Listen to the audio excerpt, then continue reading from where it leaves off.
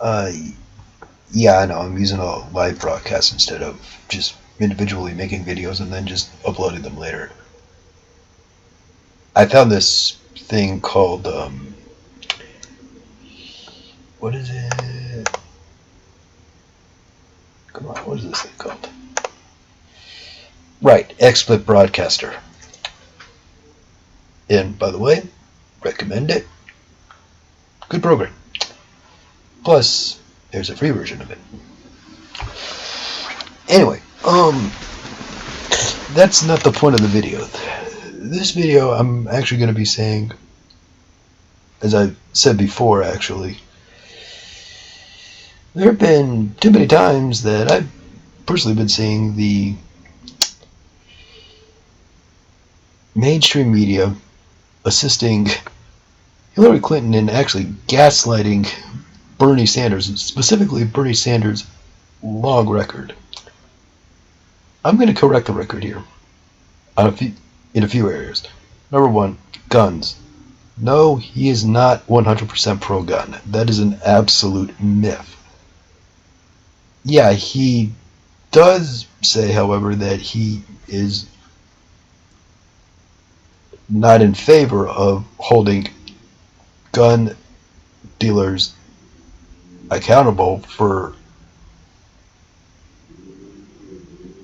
or let me put it to you this way, the gun companies and such accountable just because someone decided to, blow stuff up. However, what he has said is that, but if they are knowingly selling, guns to people who have violent, who have been convicted of violent felonies, or for that matter, or on some kind of watch list, or if they have a restraining order against them, yeah, he's in favor of getting rid of that. But Bernie Sanders is also making the case that we can, if we just simply enforce some of the existing laws that we already have on the books and make some fine tunes to them, basically what the Obama administration is doing, and just continue to fine tune it, plus expanding background checks and such, yeah, he is definitely in favor of that. And he is also in favor of getting rid of assault weapons. No one needs an AR-15. No one needs an AK-47. Those are weapons of war. Those are meant to kill people. Lots of people. They don't have any business being out here on the streets. But he's also making the case very effectively, I think, that if we are going to try to get some kind of gun control, we need to get gun owners on our side.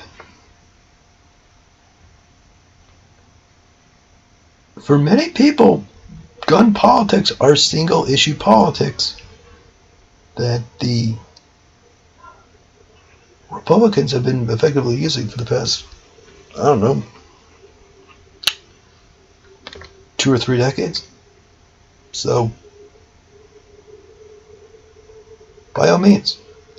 Now, to say that he is not willing to uphold the rights of the victims of Sandy Hook Elementary,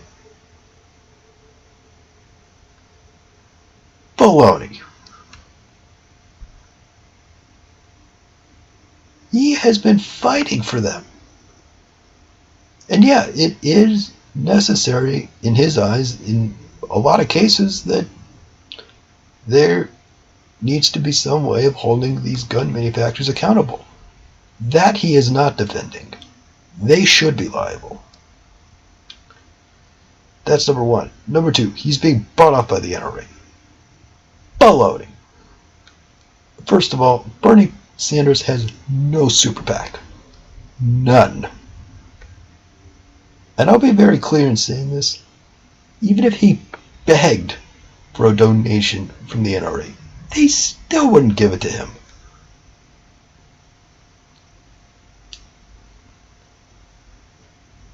Because they think he's too much of a populist to even think about giving it to him. And besides, he's refusing even donations from even the gun companies. Yeah, think of all the arms manufacturers. He's not taking a single dime from them. So, now that we got that out of the way, let's see, the whole thing with his taxes, give it time. He'll release something. And it's basically a non-issue. It's a way of Hillary trying to shy the attention away from herself, especially because she is basically raking in donations from everywhere, either to the Clinton Foundation or to Hillary's own super PAC. Think about that for a minute. Now, who is, by the way, giving to Hillary's super PAC? Oh gee, it is the National Rifle Association, because of the arms sales she did in the Middle East as our Foreign Secretary, aka the Secretary of State. And all of those areas, they're not known for their human rights, for their very well-established human rights records. No, they all have atrocious human rights records. Even the State Department has slammed them for their own egregious human rights records. But Hillary got them all the weapons they wanted. How? They donated to the Clinton Foundation. Money talks.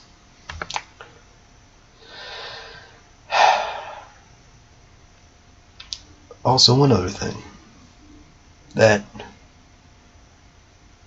Bernie Sanders is unqualified. The guy is the amendment king in Congress. He has been representing the people who had elected him, first as the mayor of Burlington, Vermont, then in the House of Representatives, and then in the Senate. He's got 34 years, almost 35 years of political experience. That is more than Hillary. Much more. Now, Bernie's record on things like race relations,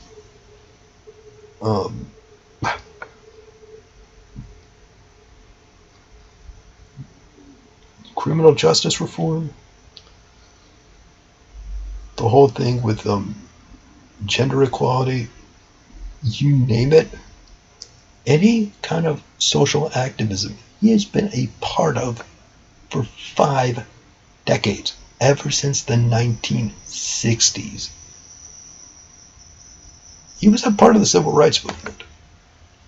You can look that up easily on Google. Just type in Bernie Sanders civil rights movement. It'll show it. You don't believe me? You can just do it yourself. It's all right there.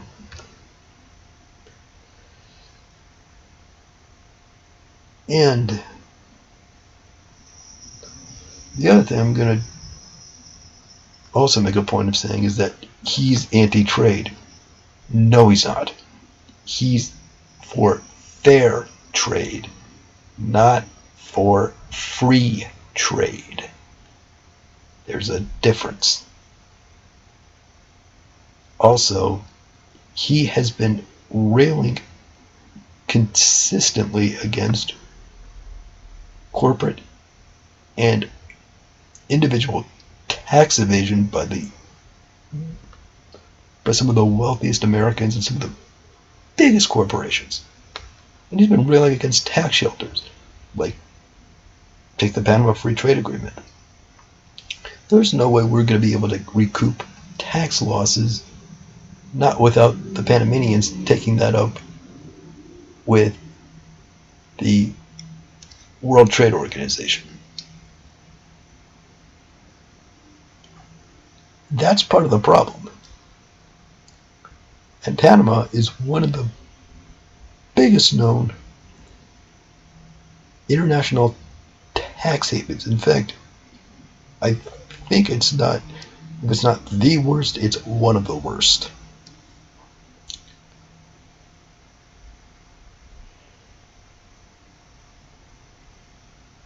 And the Panama Papers pretty much prove that. Now, whose name was captured in there? Potentially Hillary's. So, I'm not surprised by all of this negative campaigning. First of all, she is desperate, and she is panicking.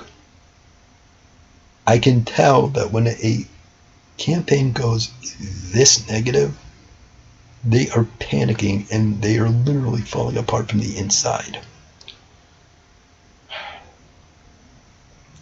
Like, you could tell today that Bill did not have a good day today.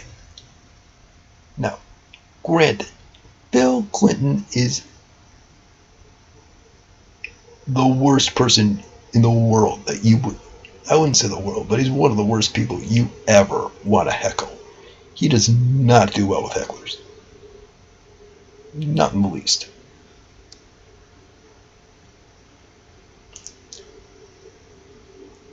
However, it doesn't excuse what he did. I mean, especially with Black Lives Matter. That is a core constituency of the Democratic Party. You just don't dismiss them out of hand. That's pretty much what Bill Clinton did, and which is, for me, a little sad because Bill Clinton has for the longest time devoted his life to getting rid of racism. I mean, try to remember, he was one of the more progressive governors down in the South, especially down in the 70s and 80s. Think about that. Now, it would be more centrist nationally, but down in Arkansas, he was pretty progressive for his time. And remember, Arkansas was part of the Solid South, where pretty much, even if they were economic populists, or they held liberal positions for what was basically the South, that area, even to this day, is pretty conservative in terms of race relations. It hasn't changed much.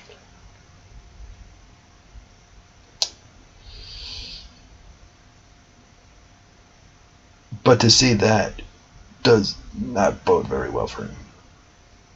And it doesn't do well for Hillary either.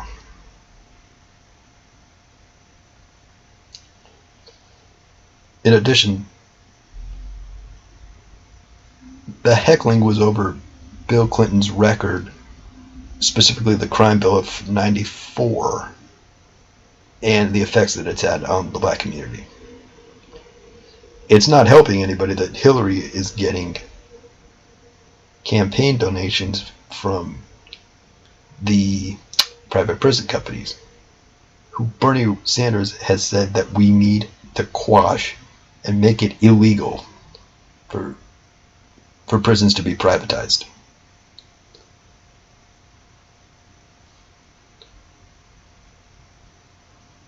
And he is 100% spot on. Take the Trans-Pacific Partnership. Hillary helped write that when she was, Secretary of State, but she helped by pushing it. But that had been in the works since about the Bush administration. I'm not talking Bush Sr., I'm talking Bush Jr.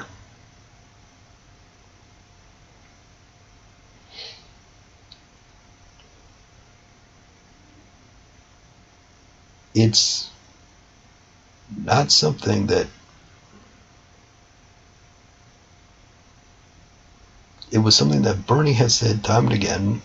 Take NAFTA, take CAFTA, take the permanent trade relations with China, take the whole deal with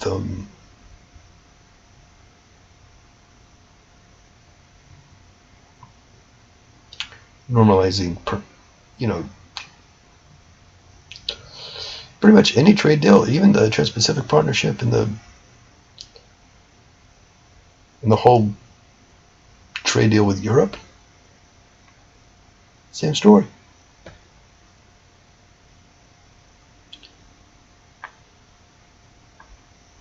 He's been proven right time and time again. This is why we need him as president, and which is why we need to shut down the smear machine of the Clinton coming out of the Clinton campaign. Hillary Clinton does not have facts backing her up a lot of the time.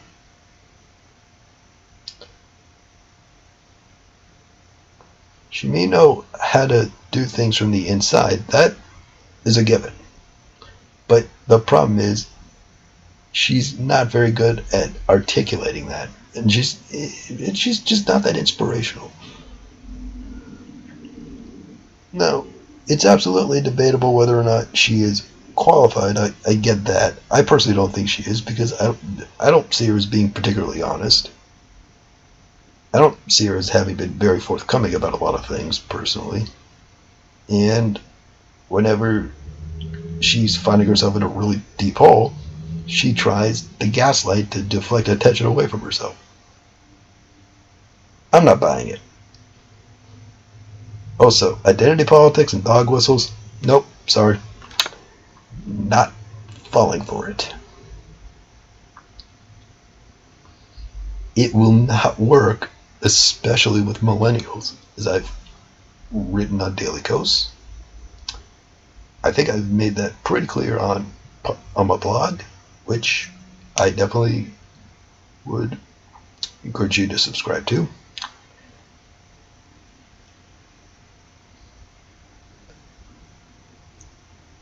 I've also said on numerous occasions that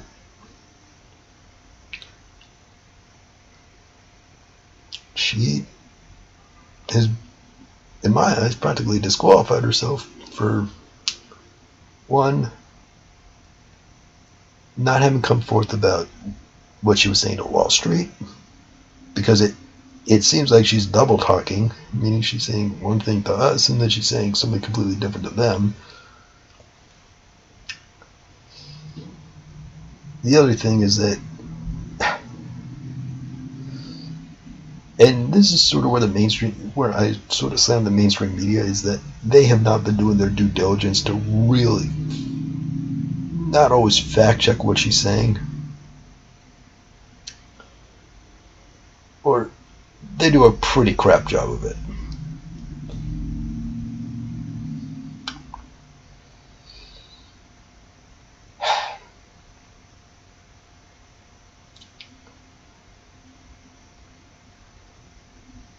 As I've said before, if you rely on dog whistles and identity politics, that is a losing strategy.